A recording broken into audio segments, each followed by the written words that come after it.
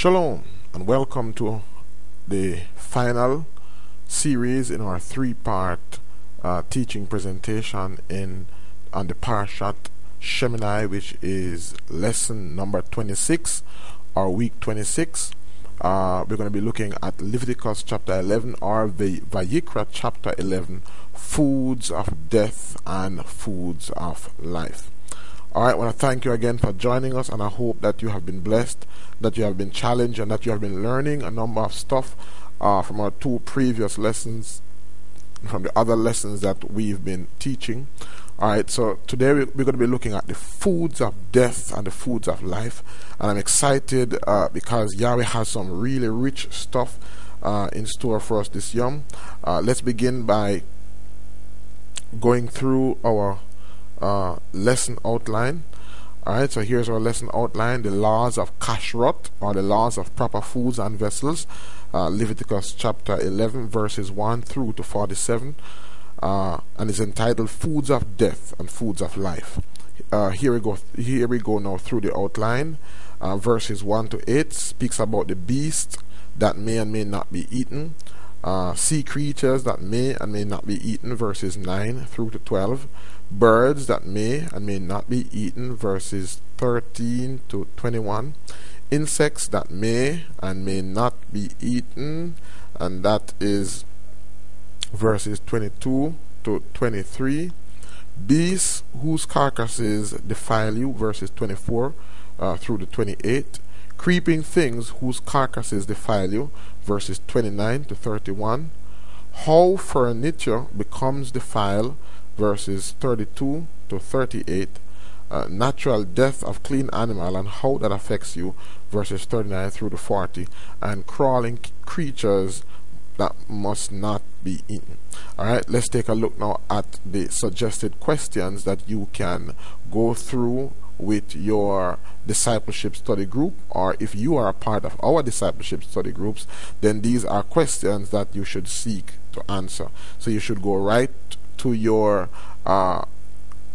student notes and try to answer these questions as best as possible before you actually go into the lesson. Alright, and then you can look back at them to see how much you have learned. You can compare what you have learned with the question that you try to answer on your own after reading the parashat for yourself.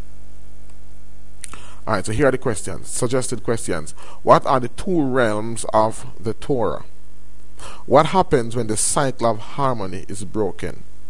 Name two beasts of the earth that may and may not be eaten. Name two creatures of the sea that may and may not be eaten. Name two birds that may and may not be eaten. And finally, name two insects that may and may not be eaten. Alright, let's look at the outline. Let's go through our outline now. Now that Yahweh taught the message of the outward temple, protocols, he now moves on to teaching the protocols of the inward temple. So Yahweh, we spent a lot of time in the book of the chapters 10, 9 and 10. We looked at the protocols of worship, and we spent a lot of time looking on the outward temple, the building, the tabernacle, and we see that also was a shadow of good things to come. But now that Yahweh laid the foundation and taught us the protocols of the physical, the outward temple worship, he now begins to move in chapter 11 towards the inward, or the body temple. Alright, so that's what Yahweh wants to do at this time. The realms of life and death spans all facets of our lives. Our health is one of those facets. And so when we talk about the realm of death and life, we want persons to understand that death is a process and that life is a process. Death is a process because what happened is that in our bodies we are a bunch of cells, and everything around us, every living thing is made up of cells.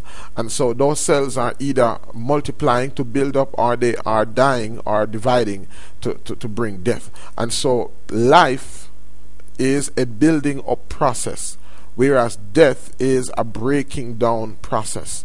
And so the finality of that breaking down process is being dead. That's the finality.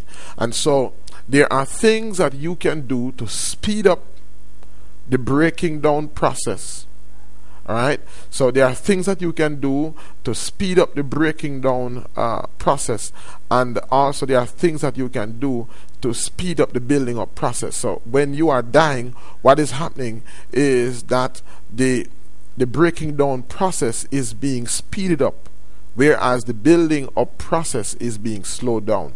Let me, for example, say that if you are an alcoholic, if you don't get rest, if you drink, if you take abusive substances, what you're actually doing is that you're putting into your body substances that are speeding up the breaking down process. So your body is breaking down faster, and the cells that should be building up are being slowed down. And so what you are doing is that you are accelerating death. So you can actually accelerate death, or you can accelerate life. And so we help persons to understand, or we want you to understand, that death is a building up process. How you live your life can determine whether you are in a building up process or in the process of death, or whether you're in the process of life. And so that's why Yahweh gives us instructions as to what we can do or what we should do in order to speed up or to accelerate life and to slow down death. Alright, so Yahweh says that, I put before you life and death. I put before you the path of life and the path of death. I put before you instructions that pertain to life, and there is instruction that pertain to death. But I want you to choose life. And so the Torah is about, and Yahweh's instructions is about the things that we can do to speed up life and slow down death. And so if we follow these things, even though we may be experiencing death in our bodies, and that death can be physically or spiritual, even though we may be experiencing death, we can literally slow down death, and we can actually speed up life. Alright, so we're going to go into this study this year, and I'm going to show you how you can literally speed up life or extend your life, and you can slow down death, or slow down aging, and so on and so forth. Alright, so let's go into our notes this year. You are what you eat. You can either eat foods that give you life, or foods that slow down life and speed up death. In listening, the animals that should not be eaten, Yahweh forbids the consumption of scavengers and carrion eaters. Carrion are basically animals that feed on dead or rotten flesh, which devour other animals for their food. Animals such as pigs, bears, vultures, and raptors can eat and thrive on decaying flesh. Predatory animals such as wolves, lions, leopards, and cheetahs most often prey on the weakest and at times diseased in the animal herd. And so what Yahweh is saying to us is that these animals that He is instructing us to avoid, these animals that He's telling us that we should not eat, are animals that either feed on flesh, feed on dead flesh, or they feed on animals that are weak. Naturally are more than normally. When an animal is weaker than the others, that animal is experiencing sickness. And so when that animal consumes that sick animal, then that sick animal, whatever is inside that sick animal, goes right into the flesh of that animal that ate it. And so when you eat that animal, you are actually consuming sickness. You are actually consuming elements that will contribute to slowing down your life, that will contribute to speeding up death in you and slowing down life in you. Alright, so Yahweh says that we should not eat these animals. Alright, I want to bring you to another very important point, and that is, I find then a law that when I do good, evil is present with me. That's Romans 7 verse 21 down to 25. For I delight in the law of Yahweh after the inward man, but I see another law or Torah in my members, warring against the law or the Torah of my mind, bringing me into captivity to the law of sin which is in my members. O wretched man that I am, who shall deliver me from the body of this death? I thank Yahweh through Yeshua HaMashiach, our Master. So then that with the mind I myself serve the law of Yahweh, but with the flesh the law of sin. Now, the word law needs to be properly understood as the word Torah. Torah means command and instructions. But command and instructions can be from two sources. Command and instructions can be from the realm of death, or it can be from the realm of life. And so the Torah, basically, there are two realms of the Torah, or the Torah manifests itself in two realms. There is a realm of life and the realm of death. The realm of life is those set of instructions that comes from Yahweh, because Torah is not limited to the 5 books of the scriptures. The word Torah actually means command and instruction. It does not mean law, which is a Greek word, nomos, which means it carries a very negative connotation. The word Torah means command and instructions, and this, my friend, is what Yahweh used to create everything. Everything that we see around us was created through command and instruction. Not only was it created by command and instruction, but it is actually sustained by command and instruction. So everything that Yahweh did, He gave the command, let there be, let there be. And when He spoke the word, that word created, and those set of instructions are still within those things that He creates, causing it to exist still. So that the instruction that the first plant got to be created, the plant that we have around us now is still following that instruction just as the first day that it received it. Because Yahweh says, let the earth bring forth seeds, and let them have seeds within them. In other words, let the plants bring forth, let the earth bring forth plants, and let the plants have in it the technology to reproduce itself. And so the plants have been following that instruction ever since. So not only was the word created through command and instructions, or through Torah, but it is also right now being sustained. So the Torah, Yahweh's command and instructions, can never really be abolished. And so, my friend, there are two sources of command and instruction. The Apostle Shaul says, when I thought to do good, evil, I find that there are two laws, that there are two sources of command and instructions within me. One that tended to life, that is telling me what I need to do to please Yahweh, and then there's another one inside of me telling me to do things that are contrary to the word of Yahweh. Now, the Torah that tended to life is from Yahweh. The Torah that tended to death is sin, because sin is negative command and instruction. Sin, my friend, is a seed that was deposited within us, that we acquired genetically from the first man, Adam. That sin is in us even now, and it acts as negative command and instructions. It acts as instructions contrary to what Yahweh says. And so there are two realms of the Torah: the realm of life and the realm of death. Alright, so but Yahweh, Shaul says that he, as a servant of Almighty Yahweh, will serve. So then, here we are, so then with the mind I myself serve the law, or the Torah, the command and instructions of Yahweh, but with the flesh the law of sin. And there's actually a teaching that we do that is entitled, there's actually a series that we do that is entitled the Torah Foundation series, Releasing the Torah in You. And in that entire teaching presentation, we go more in depth, and it is basically out of that teaching, we provide you with the skills and the knowledge to be able to genetically modify yourself, or to spiritually genetically modify yourself.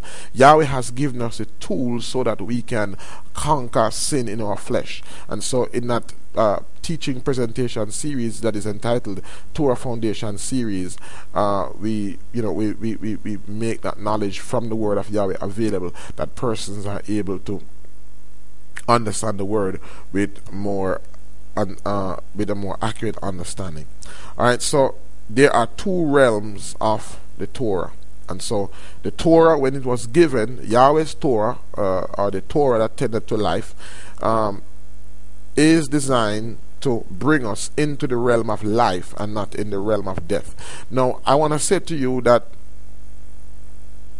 when Yahweh gave his command and instructions, when Yahweh gave his command and instruction, Yahweh gave his command and his instruction once. What Yahweh did was that Yahweh placed that command and instruction on a cycle to loop itself. So Yahweh only created one mango tree, but then what he did was that he placed within the mango tree a cycle. And so, my friend, everything that Yahweh does, he places it on a cycle. Our reckoning of time is based on the cycle of the earth around the sun, and there are multiple cycles that are taking place at the same time. There's oxygen cycle, there's a nitrogen cycle, there is the cycles within our bodies. Everything in life is based on a cycle. It's very important for you to understand that.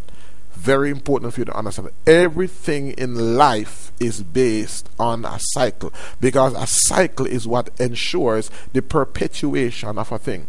So our finances is based on cycle, our health is based on cycle, digestion is a cycle, reproduction is a cycle, everything is a cycle. Why?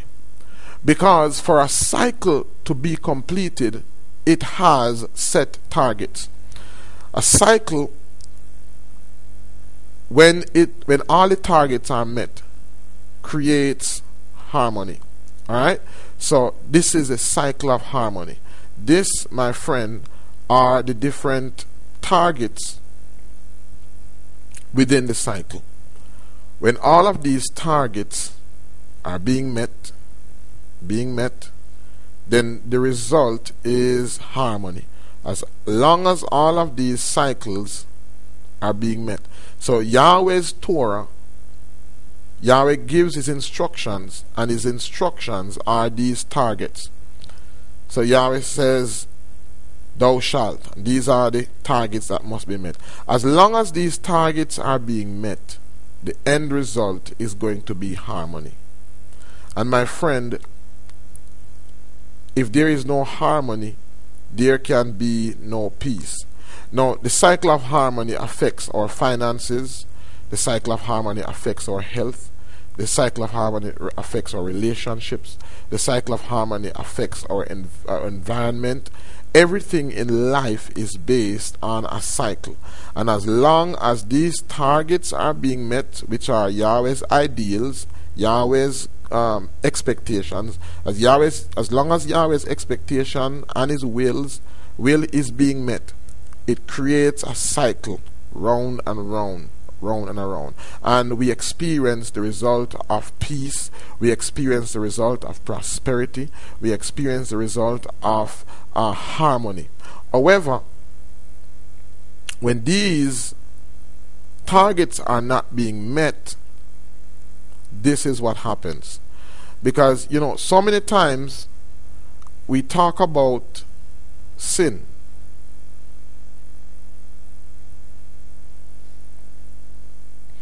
So as long as the harmony is as long as the targets are being met, then the result is harmony, and this harmony brings peace. However, what happens when this cycle of harmony is broken? The result is disharmony. But what could cause this cycle of harmony to be broken? I mean, what really could cause this cycle of harmony to be broken? What could cause this cycle of harmony to be broken is sin.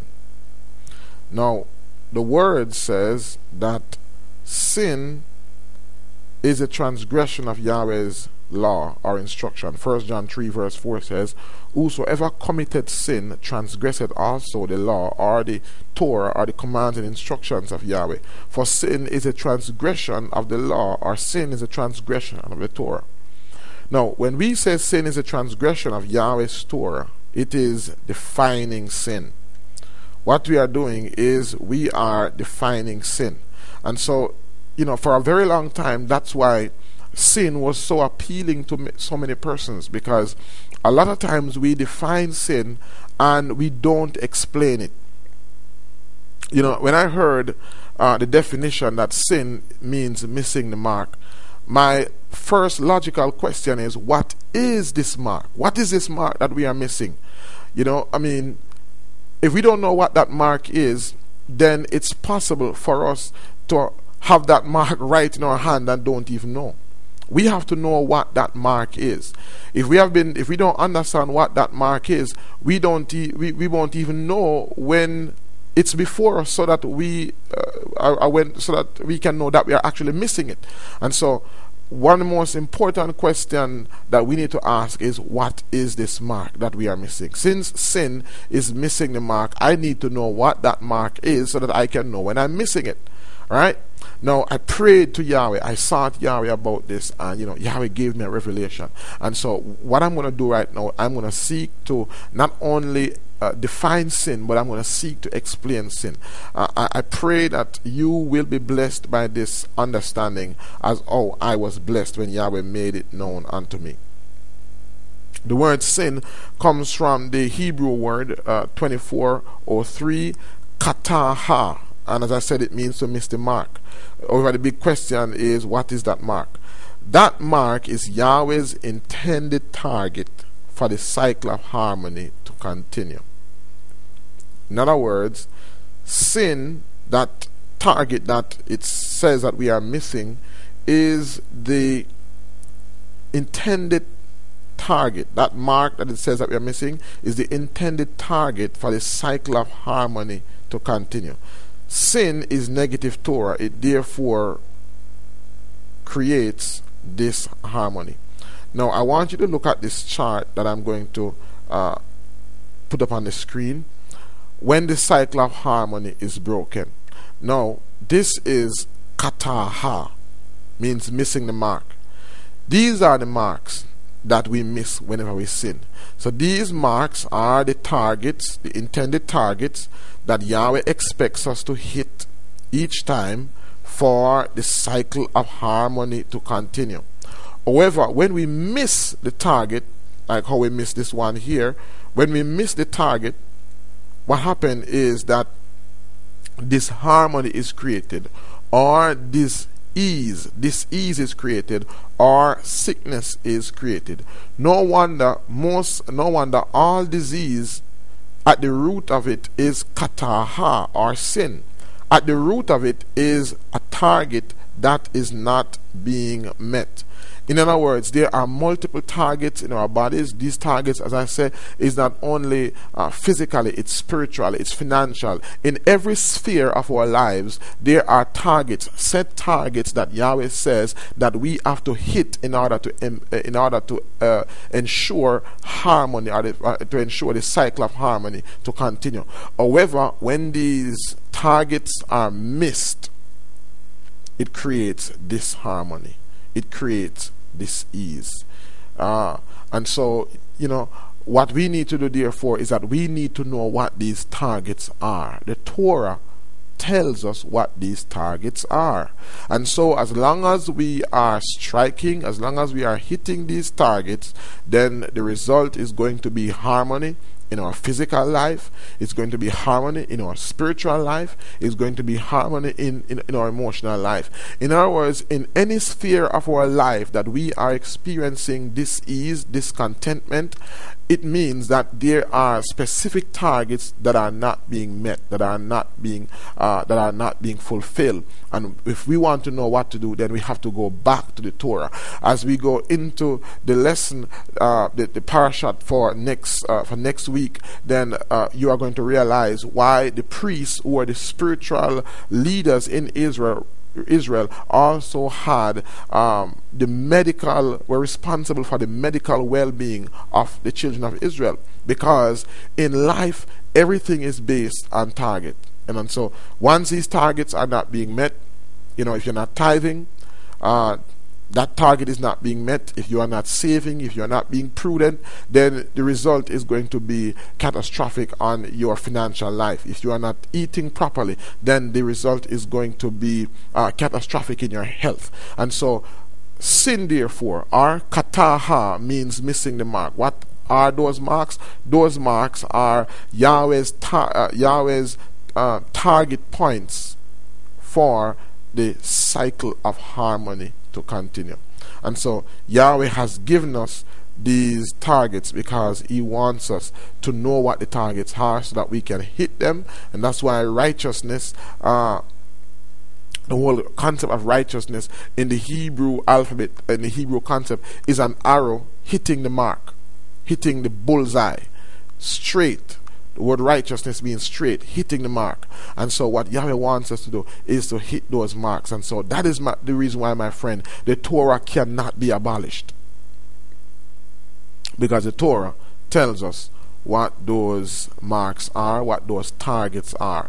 And as long as we continue to hit them, then we will experience health in our body, health in our family life. I challenge you, if you are going through any area, any discontentment in your life, whether it is a social discontentment, I guarantee you we can take the Torah and we can identify why is it that you're having challenges in your marriage, why is it that you're having challenges with your children, why is it that you're having challenges with your health. Some targets, there is a target, there is a set target, some prescribe requirements, some prescribe targets that Yahweh has given us is being violated. And so because those targets are being violated, the natural end result is discontentment or dis-ease.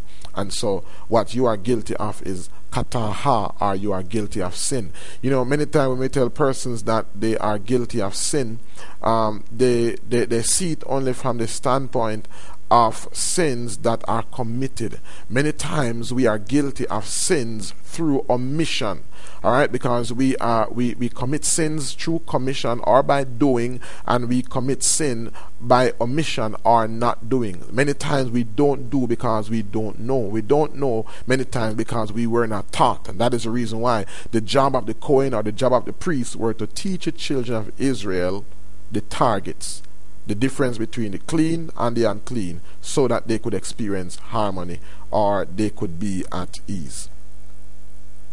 Alright, so let's move on in our study. Alright, Leviticus 11 verse 1 says, And Yahweh spake unto Moses and to Aaron, saying unto them, Speak unto the children of Israel, saying, These are the beasts which you shall eat among all the beasts that are on the earth. Whatsoever parteth the hoof, and is cloven-footed, and cheweth the cud among the beasts, that you shall eat. Nevertheless, these you shall not eat of them that chew the cud, or of them that divide the hoof. As the camel, because he cheweth the cud, but divided not the hoof, he is unclean unto you. And the coney, because he cheweth the cud, but divided not the hoof, he is unclean unto you. And the hare, because he cheweth the cud, but divided not the hoof, he is unclean to you. And the swine, though he divide the hoof and be cloven-footed, he cheweth not the cud, he is unclean to you. Of their flesh of their flesh shall ye not eat, and their carcasses shall ye not touch. They are unclean unto you.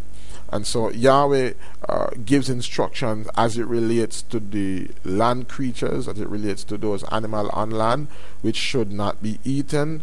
And guess what? We should not eat them. Alright, sea creatures that may and may not be eaten. Leviticus 11 verse 9 to 12.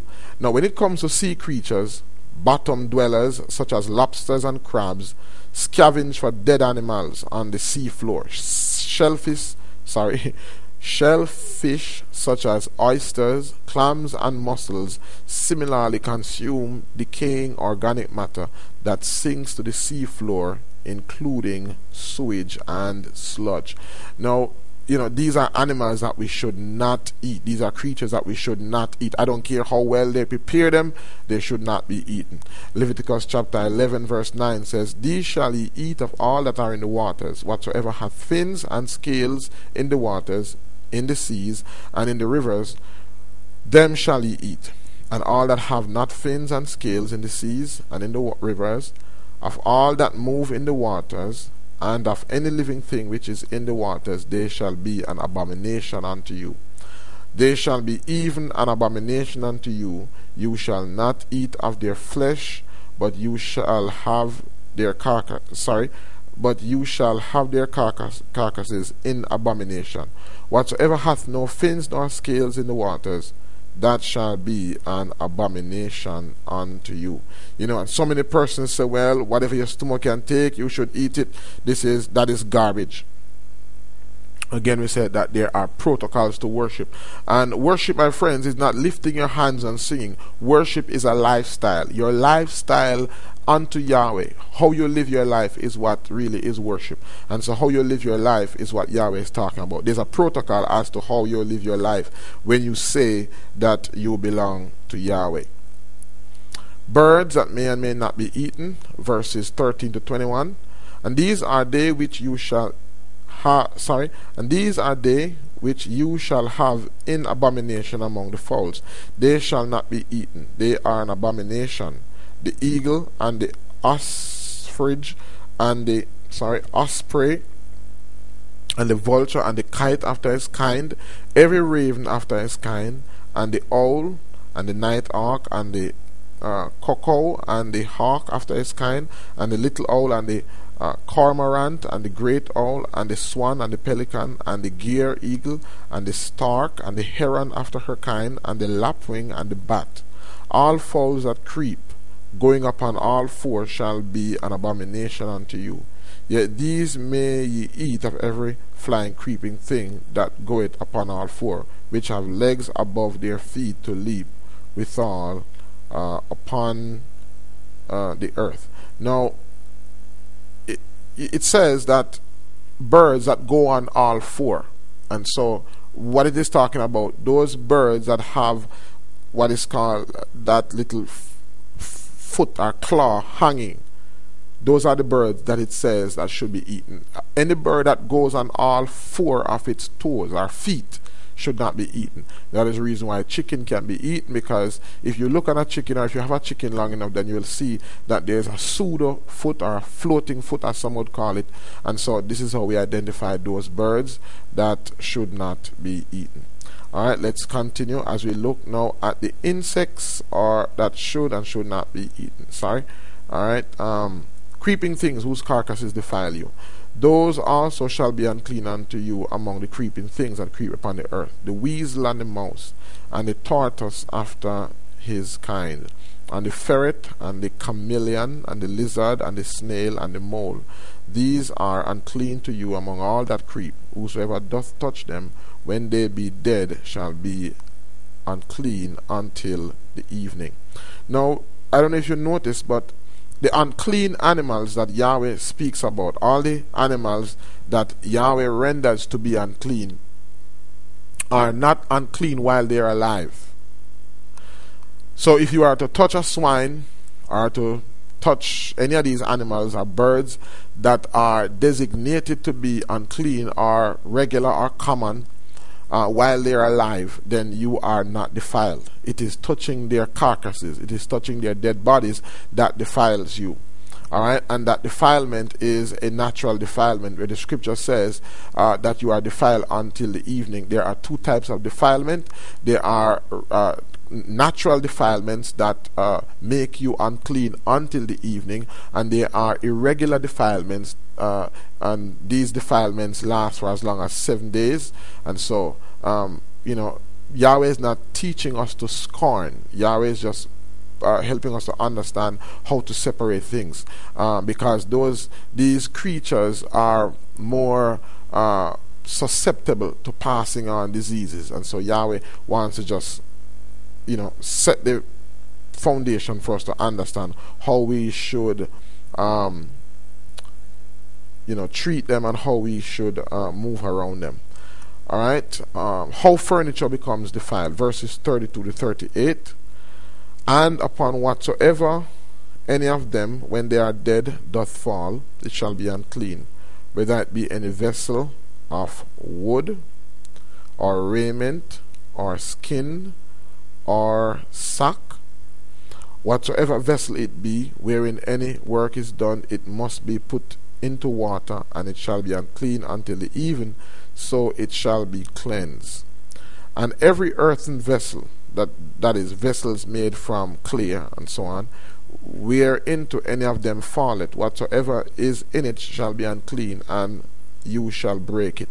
Now, the reason why he says that you shall break these earthen vessels is because earthen vessels actually have small pores, and these small pores can hold or can preserve bacteria, and so even if you wash it out, the bacteria can go into the pore of the vessel and somehow find its way back into what you're doing. So Yahweh says, destroy it, break it, it should not be used. Of all meat which may be eaten, that on which such water cometh shall be unclean, and all drink that may be drunk in every such vessel shall be unclean. And everything whereupon any part of their carcasses falleth shall be unclean, whether it be oven or ranges for pots, they shall be broken down, for they are unclean, and shall be unclean unto you. Nevertheless, a fountain or a pit that is running water, or a pit where there is plenty of water, that shall be clean. But that which toucheth their carcass shall be unclean. And if any part of their carcasses or carcass shall fall upon any sowing seed which is to be sown, it shall be unclean. But if any water be put upon the seed, and any part of their carcass fall thereon, it shall be unclean unto you. Alright, let's now look at natural death of clean animals. These are animals that we can eat, that are designated to be eaten. Leviticus chapter 11, verse 39 to 40. And if any beast of which you may eat die, he that toucheth the carcass thereof shall be unclean until the even. And I was just, as I look at this particular verse, somebody says that, you can't eat the animal alive. So how is it that if you touch the animal that is designated to be clean, if you touch it, you are that you become unclean? Doesn't it mean that when that eating meat is wrong, that when we eat clean meat it makes us defiled? No.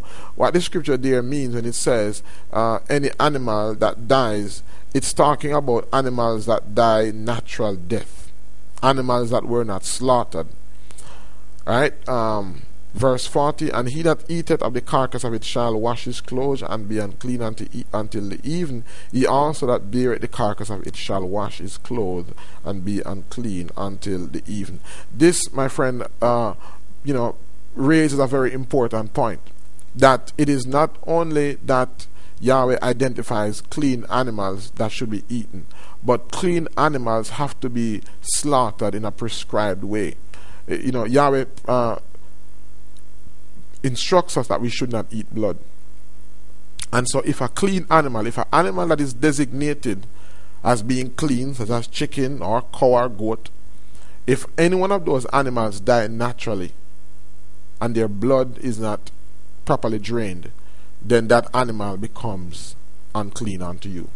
So, animals have to be slaughtered in a prescribed way. That prescribed way is that the animals must be, there must be a blow that is struck to the head to allow, because once they're in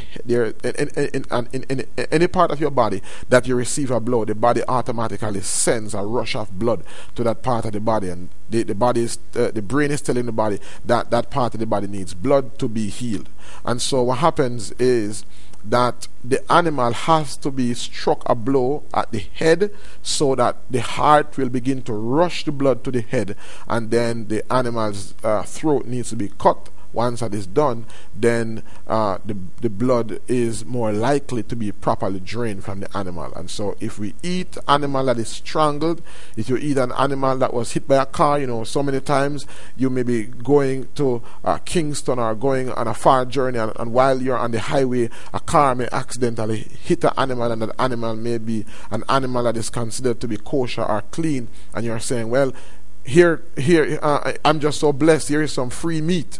Well, my friend, whereas it may be okay for those that are not of the faith of Israel, those who are not disciples of Yeshua, whereas it may be okay for them to eat it, you as a child of Yahweh, should not and cannot partake of such a meat, because you are actually eating meat with blood in it, and the scripture forbids us from eating blood. So that's what it means when it talks about any beast of which you may eat that dies, or it means that the animal died a natural death and wasn't actually slaughtered according to the instructions of that is considered to be kosher or clean. Crawling creatures must not be eaten, verses 41 to 47. And every creeping thing that creepeth upon the earth shall be an abomination, it shall not be eaten. Whatsoever goeth upon the belly, and whatsoever goeth upon all four, or whatsoever hath more feet among all creeping things that creep upon the earth, them you shall not eat, for they are an abomination. You shall not make yourself abominable with any creeping thing that creepeth, neither shall you make yourselves unclean with them, that you should be defiled thereby. For I am Yahweh your Elohim. You shall therefore sanctify yourselves, and you shall be Kodesh or holy, for I am Kodesh, I am set apart, I am holy. Neither shall you defile yourselves with any manner of creeping thing that creepeth upon the earth. For I am Yahweh that bringeth you up out of the land of Egypt to be your Elohim. You shall therefore be Kodesh or holy, for I am holy.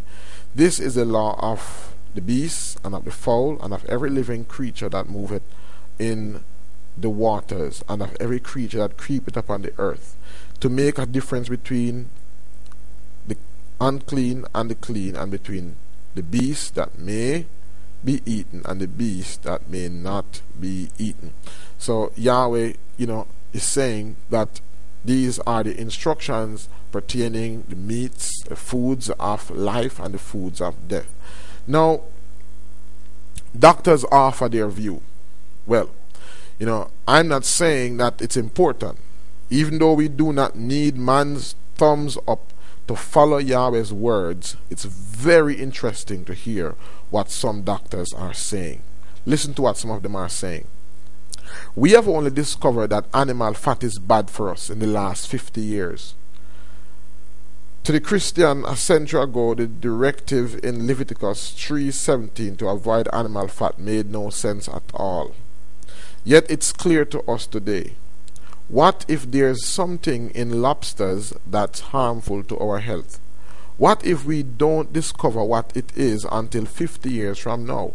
Do we require scientific proof before we give the Bible the benefit of the doubt? And that's quoting from Eating by the Book, page 226.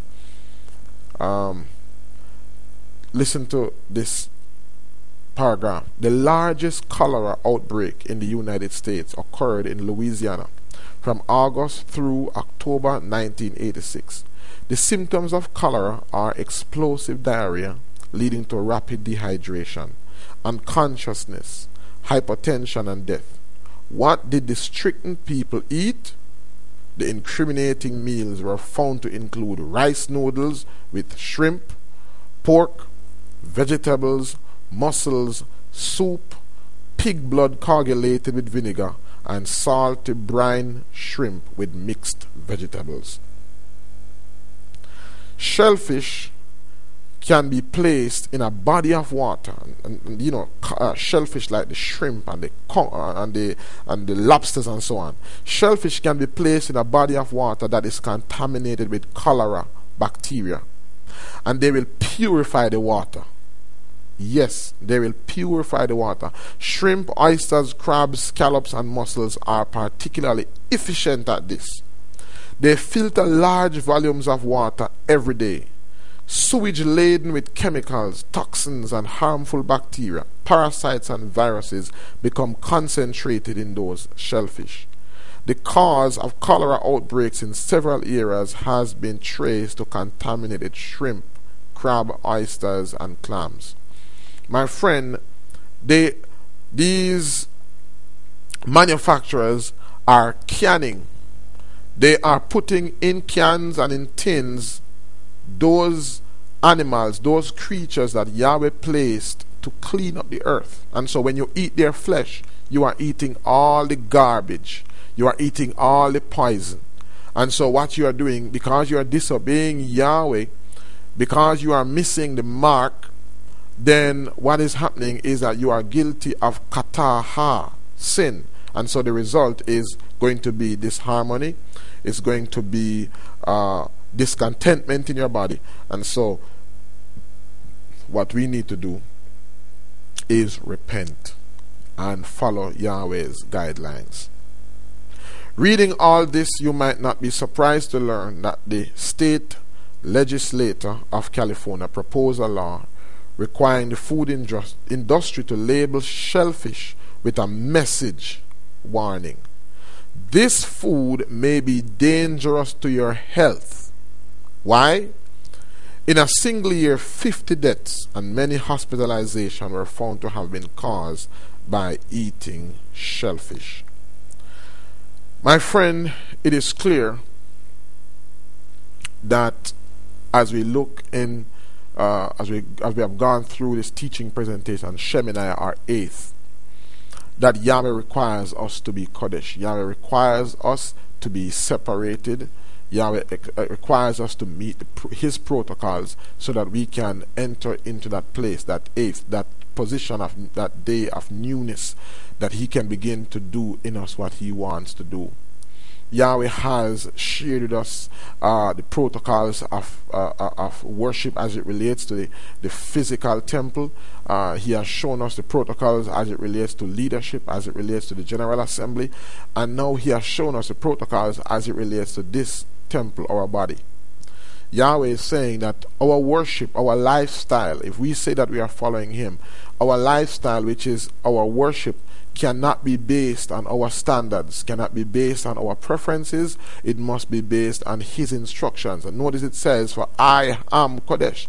What link is there when Yahweh says that you must be, for I am? It is because we are His children. It is because we are His possession. And so He's linking us with Him to say that we represent Him. So if we are going to bear His name, then we must live up to the responsibility. These are not burdens. These are not arbitrary burdens that Yahweh has placed on us. These are instructions and commands that Yahweh has given us that acts as boundaries in protecting us. When Yahweh gives us an instruction, it is not as if when we give an instruction, we give instructions because of our taste, because of our preferences, as well as to please us, irrespective of what it really costs anybody else. Yahweh is not like that. When Yahweh gives a command and instruction, He's thinking about us. He's anticipating our needs. He knows what we need to be in that state of harmony. And so His command and instructions are designed to establish and to maintain that. In this teaching presentation, we have looked at so many different issues. We have covered so many different areas. Our body is a temple of Yahweh, and it must be kept pure. Unclean foods contain poisons, parasites, bacteria, and other harmful elements that make us sick. We have been through so much, and we have learned so much. It was wonderful, and I want to thank you for tuning in. I want to thank you for spending the time to listen. I hope that you were blessed. I hope that you learned a lot of things. I'm listening to hear from you. I need to hear from you. I want to hear from you. What I'm doing is a labor of love. It's a labor of love, and I'm making it available free of cost as much as is possible. I want to encourage you, as if this message has been a blessing to you. These teaching presentations are really being made available through the kind support of our brethren, as well as this friends out there. We want to continue this teaching presentation. We want to continue this message. We want to spread this message. And so, if you were blessed, please consider sending us a token of your heart's gratitude towards Yahweh. It's really important that this message goes out there. Apart from your financial support, your emails of encouragement, your questions, it allows me to know what this message is doing. This particular teaching presentation that I just did, I spent over over 10 hours doing it in one day. I just took my the day to do this entire teaching presentation. I'm here and I need to know where it is going. I need to know the nations that it is reaching, and so I'm asking you, to send us your email, to go online, to fill out our forms, and to do what you can to spread this message, to tweet, to use Facebook or whatever means necessary to send this message out there. Our goal is that this Elisha message reaches the four corners of the earth, and so whatever you can do to support this work, then we will be more than grateful. As I say, it's a labor of love. I don't want to put my burdens on anyone, but this is a labor of love. But my friend, it is a labor of love that is really heavy.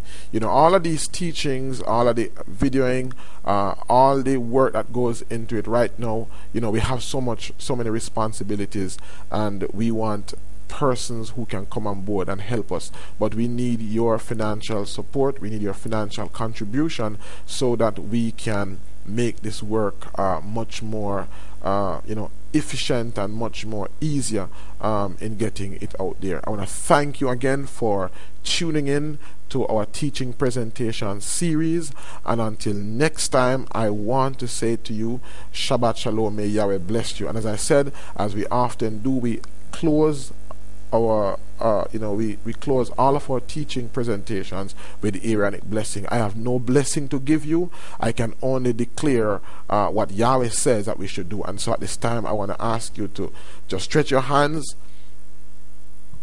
towards Yahweh as I pray the Aaronic blessing. Yevarekaka Adonai vayishmareka ken yehi ratsan. Yahir Adonai panav elecha vechinehu ken yehi ratsan.